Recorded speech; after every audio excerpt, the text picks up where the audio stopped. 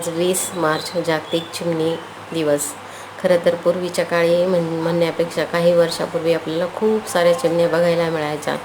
त्यांचा चिवचिवाट ऐकायला यायचा.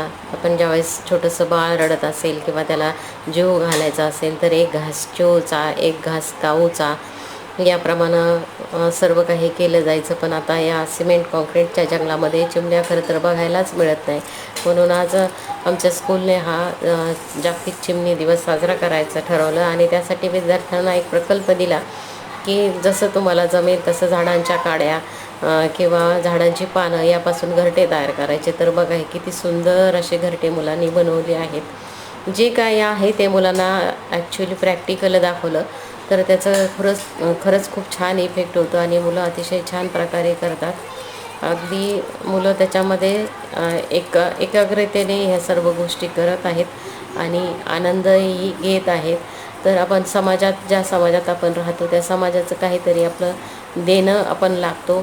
यासाठी हा उपक्रम आज आम्ही राबवला आणि आम्हाला याच्यात खरंच खूप आनंद मिळाला.